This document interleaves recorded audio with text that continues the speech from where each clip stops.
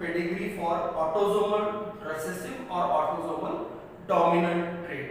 Just recall some things कि हमने पढ़ा था कि अगर हमको दी गई पेडिग्री पहचाननी है हमें कि वो ऑटोसोमल डोमिनेंट टाइप की है या ऑटोसोमल रिसेसिव टाइप की है, तो हम कैसे पहचानें? तो सबसे पहले हमको देखना है कि पेरिट्रंस या फिर डिस्ट्रीब्यूशन ऑफ द ट्रेट या डिसीज कैसा है। अगर वो मेल और फीमेल में लगभग इक्वल मैनर में दिखता है गिवन पेडिग्री में, तो हमको सबसे पहली बात कंक्लूड करनी है कि ये ट्रेट ऑटोसोमल होना चाहिए, ना कि सेक्स लिंक्ड। ठीक, उसके बाद हमको दूसरा मेन फैक्टर देखना है कि क्या वो ट्रेट जनरेशन स्किप कर रहा है कि हर जनरेशन में दिख रहा है।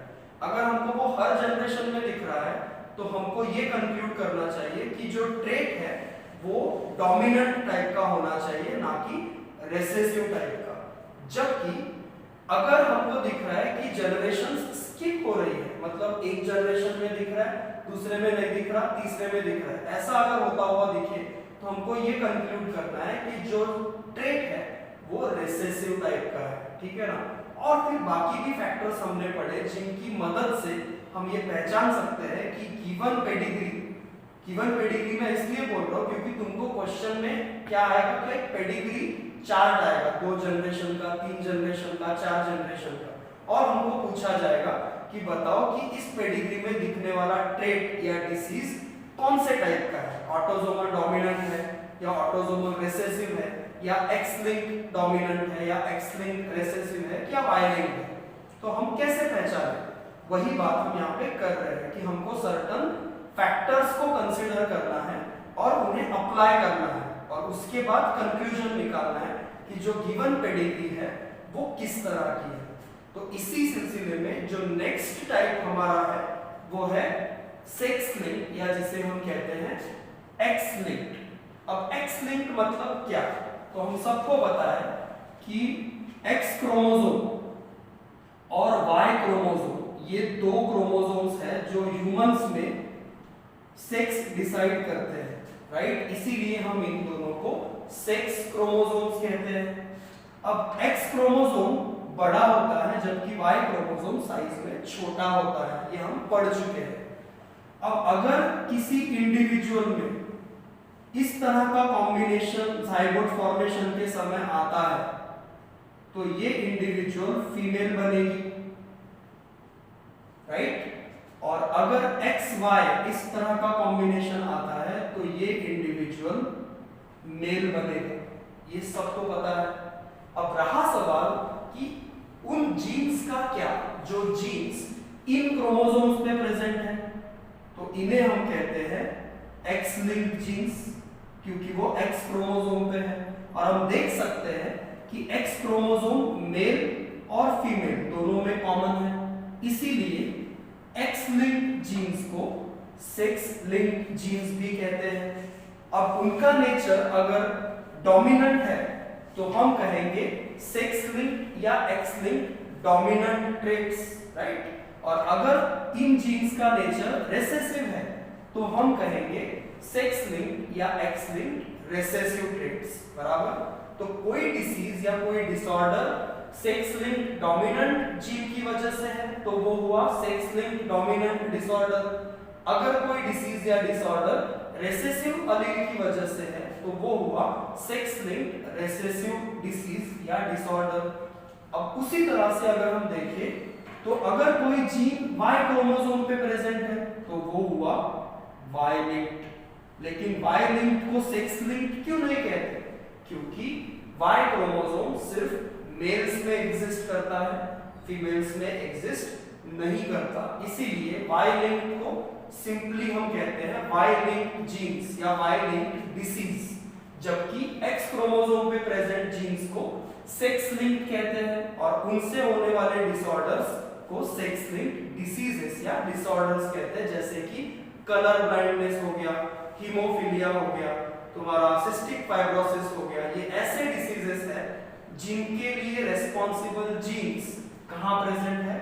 एक्स क्रोमोसोम पे, इसीलिए वो हुए एक्स लिंक्ड ट्रेट्स। अब डिपेंड करता है कि वो डिसीजेस नॉर्मल डोमिनेंट अलील की वजह से होते हैं या रिसेसिव अलील की वजह से, उस पे डिसाइड करेंगे हम कि उसे हम कहे एक्स लिंक्ड डोमिनेंट या एक्स लिंक्ड रिसेसिव। तो सबसे पहले हम बात कर रहे हैं सेक्स लिंक्ड या एक्स लिंक्ड डोमिनेंट ट्रेट्स की। मतलब कैसे ट्रेट्स? ऐसे ट्रेट्स या ऐसे डिसऑर्डर्स जो डोमिनेंट अलील की वजह से होते हैं, जिनका प्रेजेंस कौन से क्रोमोसोम पे है? एक्स क्रोमोसोम पे। अब रहा सवाल कि अगर हमको प्रोवाइड की गई पेडिग्री किस तरह की है या किस तरह के ट्रेट को शो करती है, सेक्स लिंक्ड या एक्स लिंक्ड डोमिनेंट को, तो हम कैसे पहचानें? तो सबसे बड़ा चैलेंज तो ये है कि हम कैसे डिफरेंशिएट करें कि हमको दी गई पेडिग्री ऑटोसोमल ट्रेट के लिए है या फिर सेक्स लिंक्ड ट्रेट के लिए। ये कैसे डिफरेंशिएट करें? तो इसको डिफरेंशिएट करने का सबसे बेसिक पॉइंट, सबसे बेसिक फैक्टर ये है, यहां फोकस करेंगे हम। Affected males must come from affected mothers, ठीक है। और दूसरा जो फैक्टर, सबसे इंपॉर्टेंट फैक्टर, हम ये कंसीडर करेंगे कि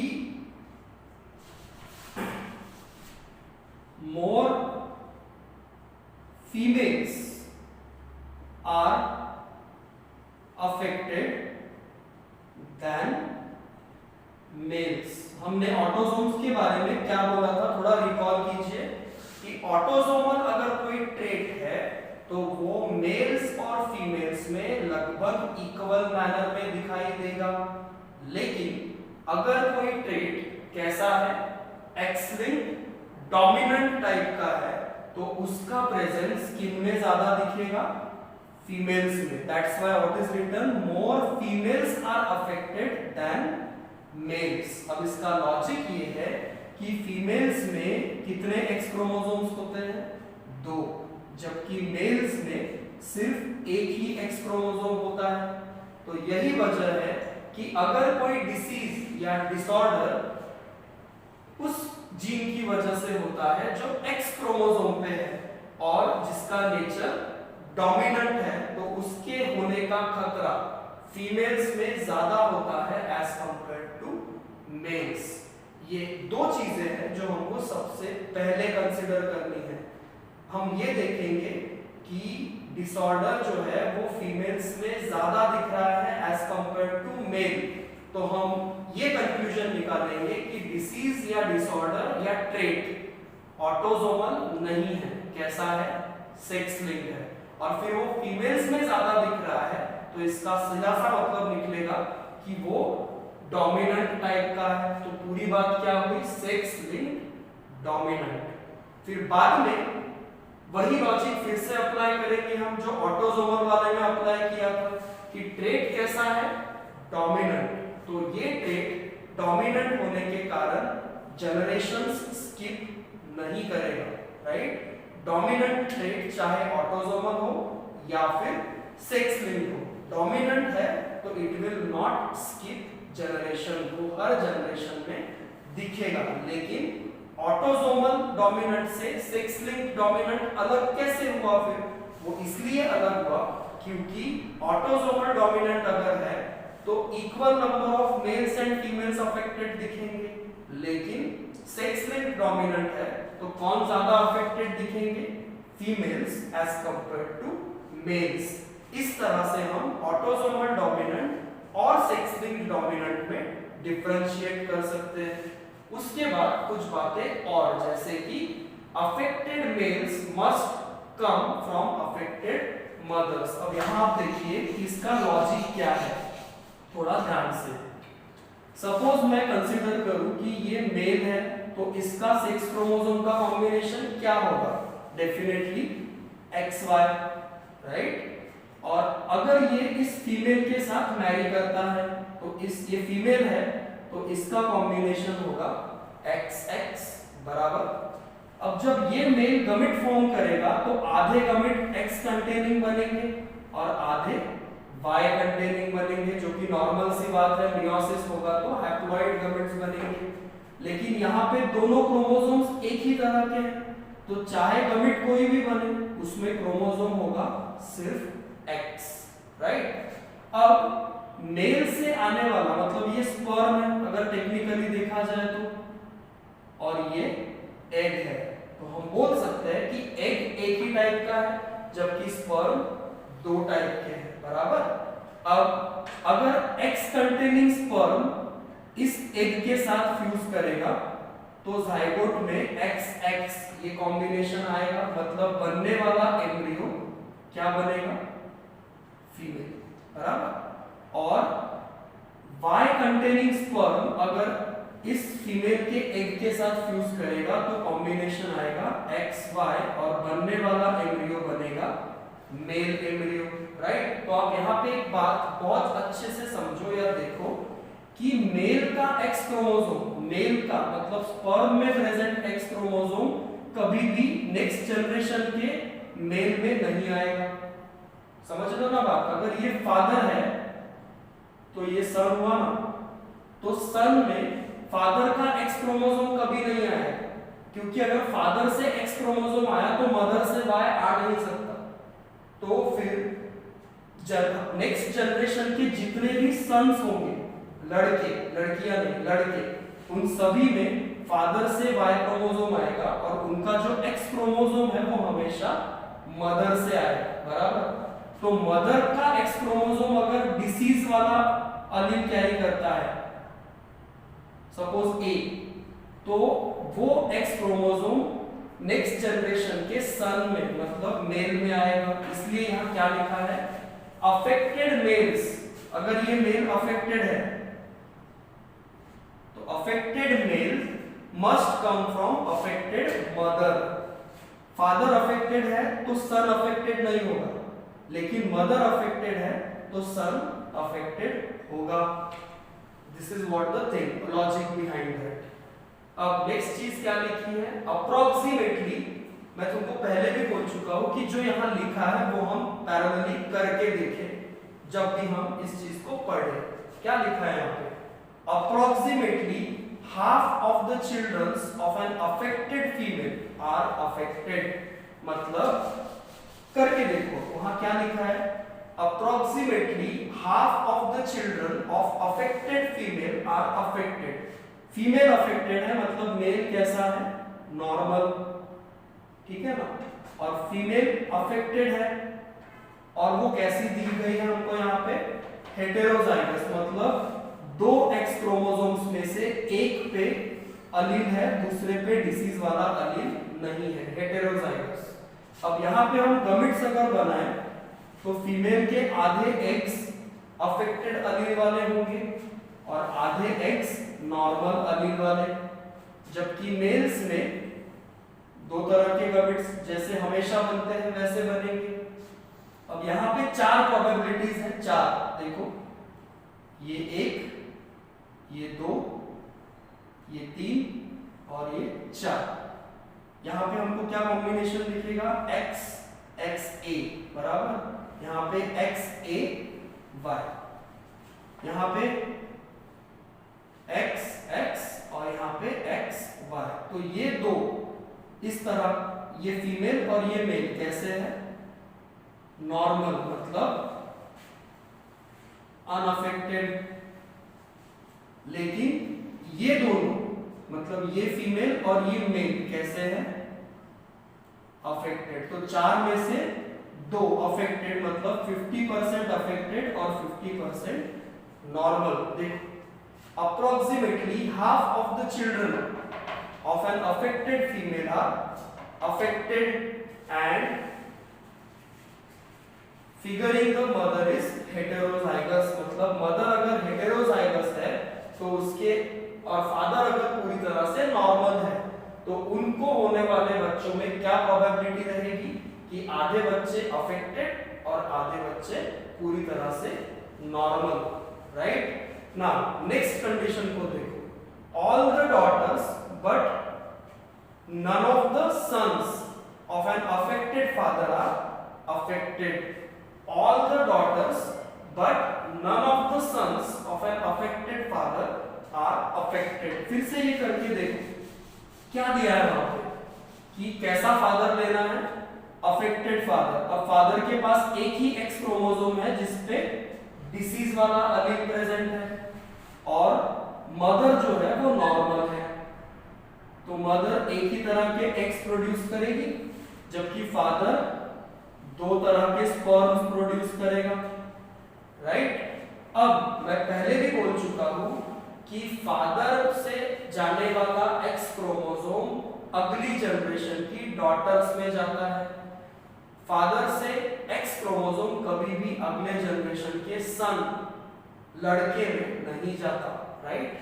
तो होगा क्या, मदर का एक्स क्रोमोसोम जो अगले जनरेशन के सन में आने वाला है वो तो नॉर्मल है, तो सभी सन्स कैसे होंगे? नॉर्मल।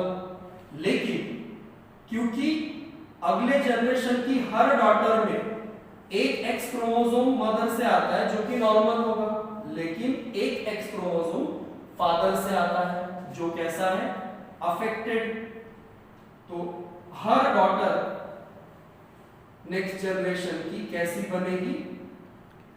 अफेक्टेड। जितनी भी लड़कियां पैदा होंगी वो सब की सब अफेक्टेड होंगी अगर affected father marriage with normal mother, जबकि अफेक्टेड फादर ने अगर नॉर्मल मदर के साथ मैरी किया तो उनको होने वाले लड़के सन सबके सब कैसे होंगे?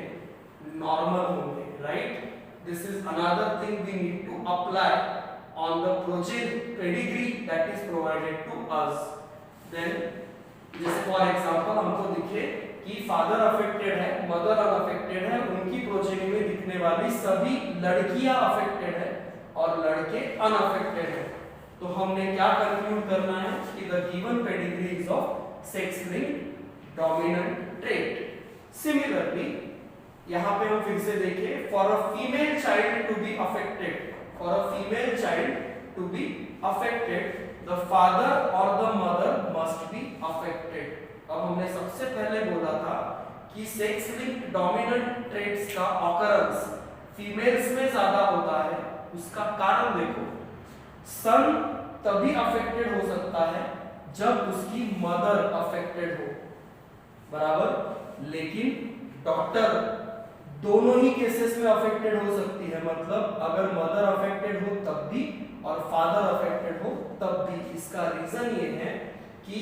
सन में आने वाला इकलौता एक्स क्रोमोसोम हमेशा मदर से आता है, तो सन में डिसीज नहीं दिखेगा अगर मदर नॉर्मल है और फादर अफेक्टेड है, लेकिन डॉटर के पास दो एक्स क्रोमोसोम्स हैं जिनमें से एक मदर से आता है और एक फादर से आता है, तो डॉटर को इस तरह का डिसीज या डिसऑर्डर होने का चांस दोनों से है, फादर से भी और मदर से भी। तो ओवरऑल इसीलिए क्या होता है कि sex linked dominant trait male और फीमेल में एक जैसा दिखाई नहीं देता, फीमेल्स में वो ज्यादा प्रोमिनेंटली दिखाई देता है एज कंपेयर टू मेल्स। हम बात कर रहे हैं सेक्स लिंक्ड डोमिनेंट ट्रेट की। ये इसलिए जरूरी है क्योंकि जब हम सेक्स लिंक्ड रेसेसिव पढ़ेंगे ना तो चीजें उल्टी हो जाएगी, मतलब सेक्स लिंक्ड रेसेसिव ट्रेट का ऑकरेंस फीमेल्स में कम दिखता है एज कंपेयर टू मेल्स, मतलब मेल्स में वो ज्यादा दिखता है। अब उसका लॉजिक क्या है ये हम देखते हैं, बट इसको हम एक बार ठीक से देखें और समझें। ओके।